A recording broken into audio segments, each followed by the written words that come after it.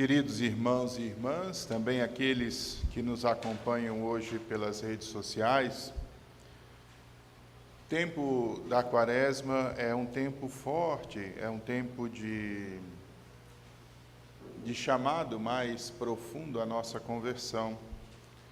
E os textos da Quaresma vão ser sempre uma exortação para que nós possamos dar passos nesse sentido. O Evangelho de hoje nos coloca diante, acho que de uma verdade fundamental, pelo menos no que diz respeito ao desejo de Deus. Deus não está tão interessado nas aparências, né? Deus não está tão interessado, vamos dizer assim, na mera exterioridade nossa. O que Deus quer ver, de fato, é a conversão do nosso coração. Por isso, a manifestação de fé, ela não deve ser feita para que nós sejamos reconhecidos pelos outros. Ela não deve ser feita para que as outras pessoas nos elogiem, né? Para que as pessoas digam, olha, como aquele rapaz lá é piedoso, olha como ele ajuda as pessoas, né? Porque se a finalidade nossa for o reconhecimento dos outros, o reconhecimento dos outros já é a nossa paga. Na verdade, o que o Senhor espera de nós é uma verdadeira conversão no coração, em realizarmos as coisas por amor a Deus. A verdadeira conversão está na convicção profunda do bem, né? Se nós nos tornamos convictos, né, de que o bem é a nossa estrada, que nós façamos as coisas porque compreendemos que essas coisas efetivamente são boas, aí sim está a verdadeira conversão. É interessante porque se nos movermos aí simplesmente, né, pela aprovação dos outros, na verdade o que nós estamos atendendo é as nossas carências e não necessariamente é resultado das nossas convicções.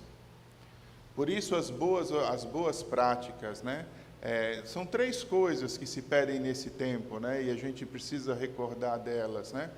Nesse tempo se pede, né, a oração, a esmola e o jejum.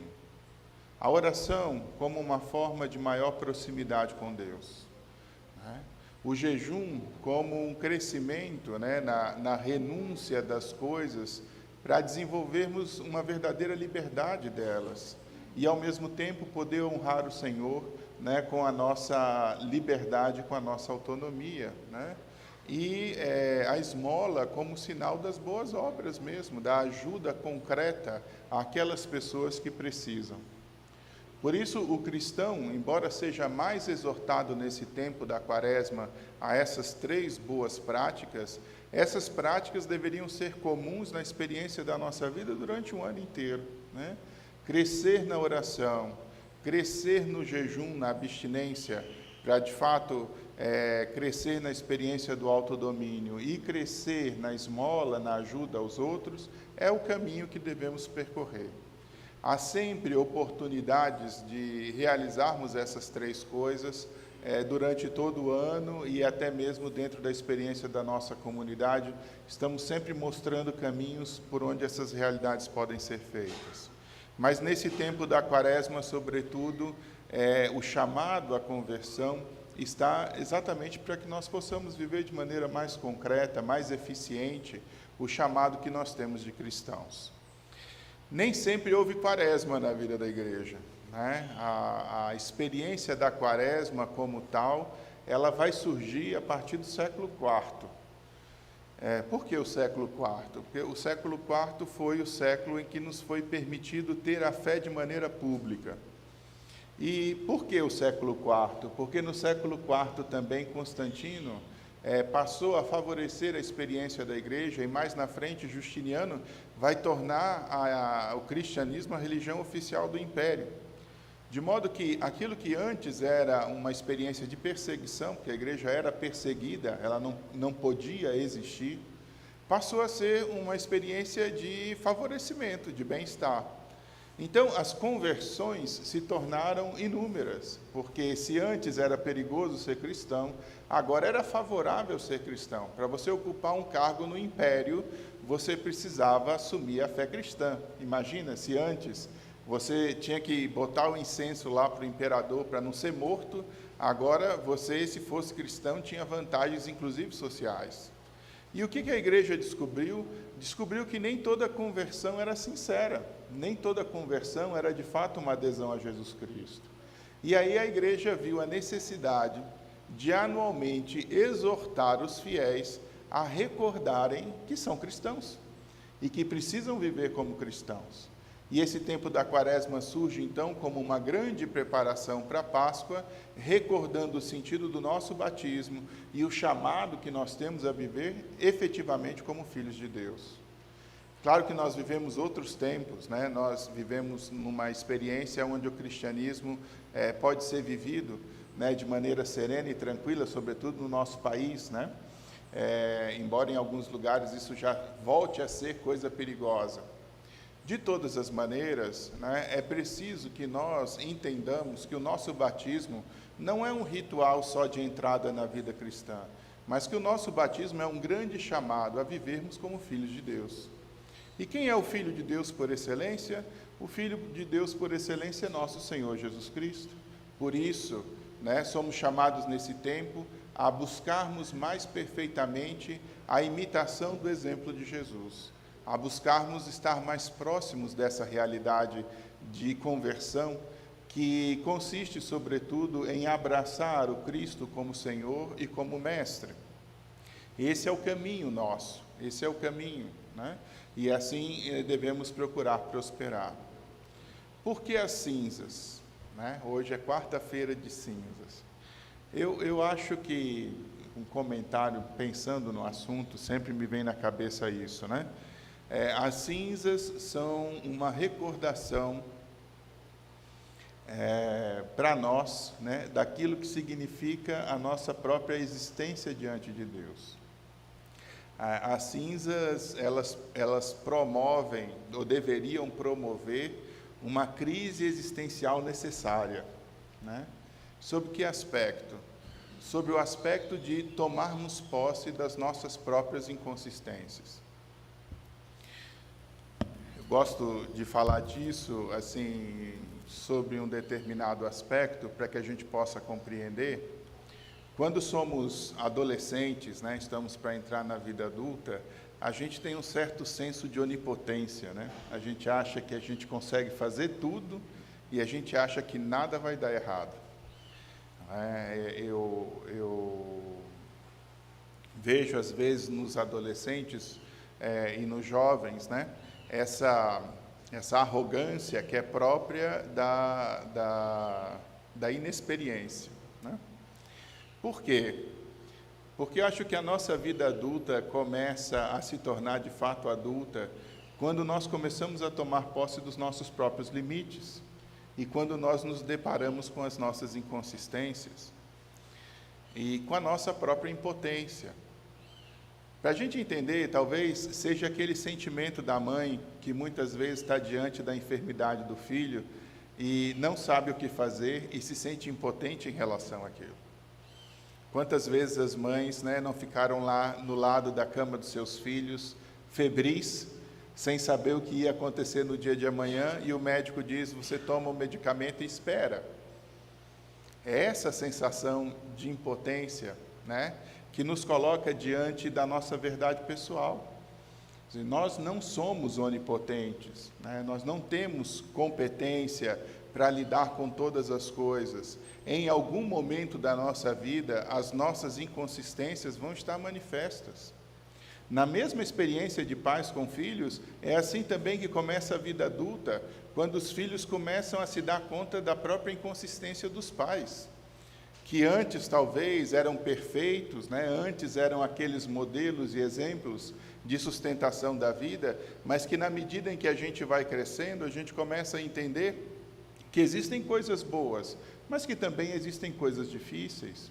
E a gente vai entendendo que os nossos pais, na verdade, não são super-heróis, mas são, de fato, homens e mulheres com suas qualidades e defeitos e que precisam ser amados aí também.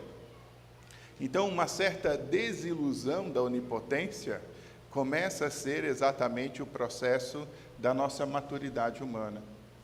E as cinzas são um pouco isso, né? o grande chamado, né, que nós temos para olhar para a experiência da nossa própria vida e pensarmos diante de Deus o que é que nós somos. Nós somos pó. Né? Do pó nós viemos e ao pó vamos retornar. Ou seja, diante de Deus, a nossa humanidade ela é inconsistente. Por isso, as cinzas são um grande chamado e uma grande exortação para que nós possamos compreender a relação de dependência que nós temos de Deus. Davi, quando recebeu a notícia da morte de Absalão, caiu por terra, pegava a areia e jogava sobre a cabeça, chorando e gritando: meu filho Absalão, meu filho Absalão. Nós lemos isso outro dia, mas para mostrar justamente o quê? Né? A fragilidade que é a vida. Né? E o quanto Davi se penitenciava, né, pelo fato de estar num contexto em que foi necessário fazer guerra contra o próprio filho. E que o resultado disso é também a morte daquele que ele amava.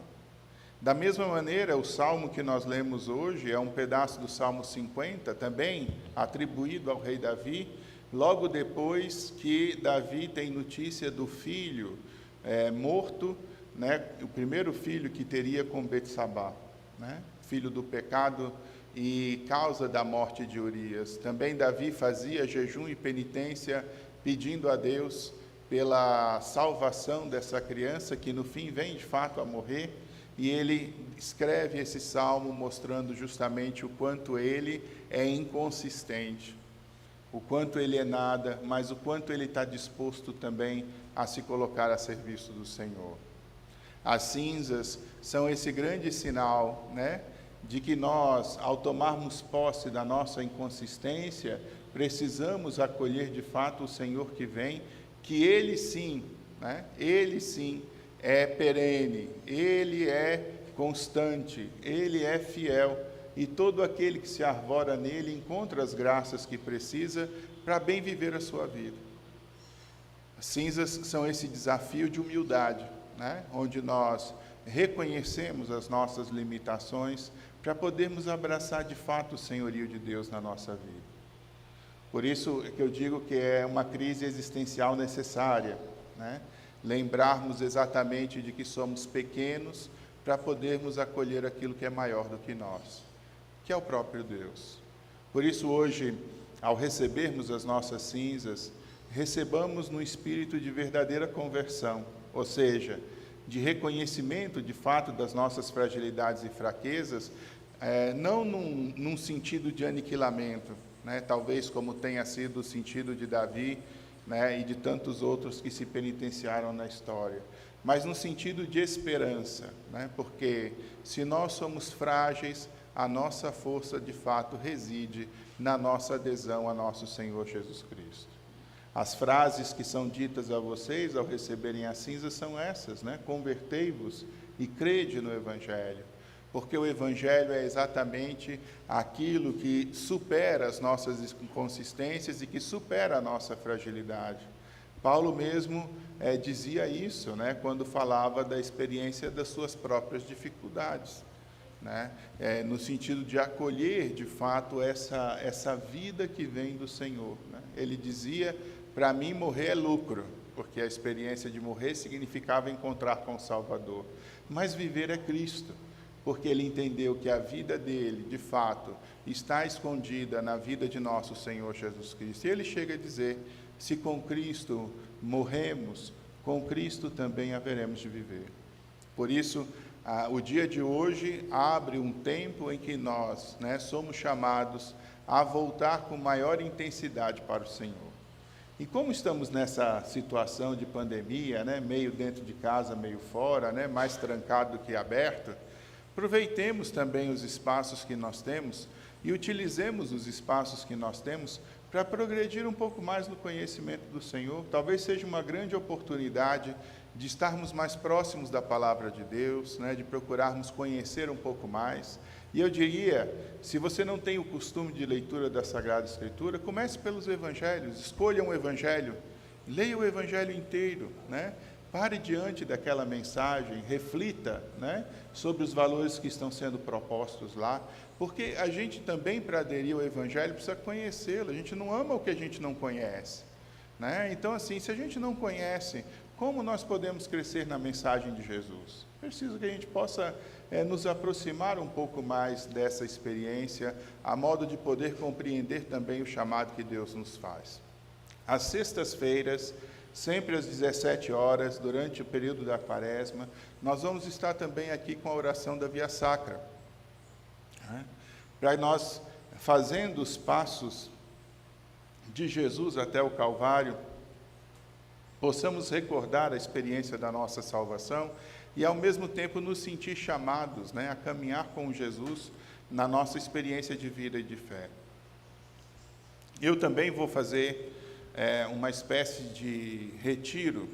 Eu só não vou fazer aqui. Nós vamos gravar a modo de um podcast, né? Vou gravar o áudio e publicar às sextas-feiras essas meditações para a nossa semana de Quaresma, de modo que cada um possa também, durante a cada semana, refletir e rezar, né, sobre o sentido da Quaresma e possa caminhar.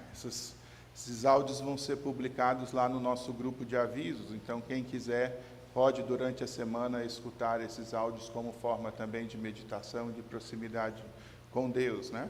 E assim, espero que a gente possa estar dando um instrumento a mais também para que vocês possam progredir, né, na reflexão durante esse tempo.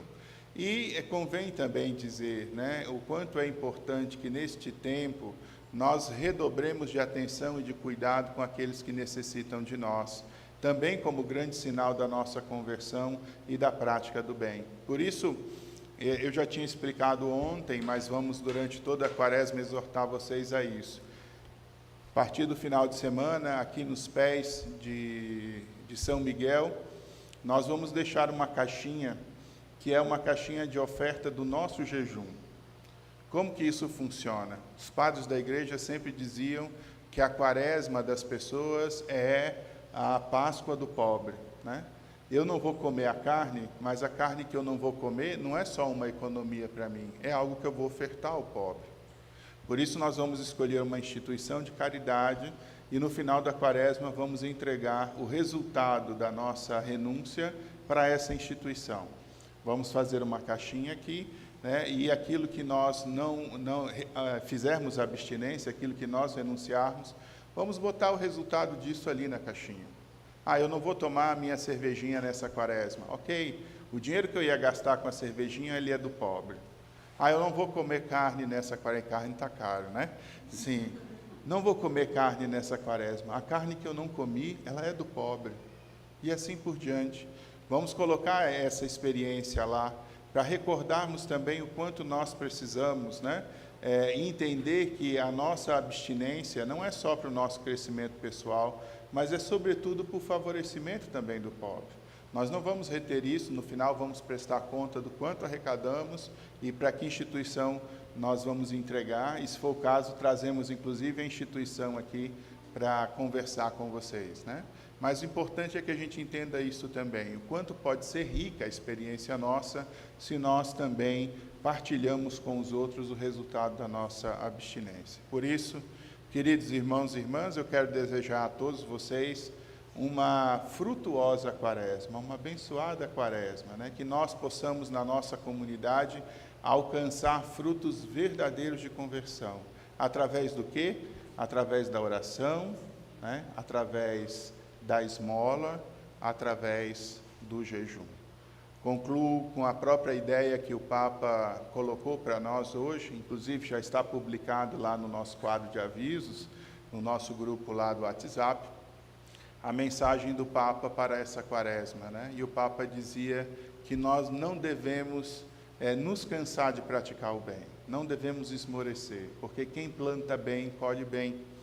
Por isso é que temos que nos esforçar, porque nos momentos mais difíceis, nos momentos mais complicados da experiência da humanidade, é aí onde nós precisamos, de fato, redobrar de cuidado e de amor uns para com os outros, e não esmorecermos, não desanimarmos, porque, embora à nossa volta tudo pareça difícil, né? Aquele salmo ainda funciona, né? Os que semeiam entre as lágrimas vão de fato colher com alegria. Então sejamos esperançosos nesse sentido e semeemos o bem, né? De modo que possamos ofertar a todos da colheita do bem que fizermos. Não para nos vangloriarmos, como diz o Evangelho, mas pela convicção de que o bem de fato é essa força que transforma o mundo. Louvado seja nosso Senhor Jesus Cristo.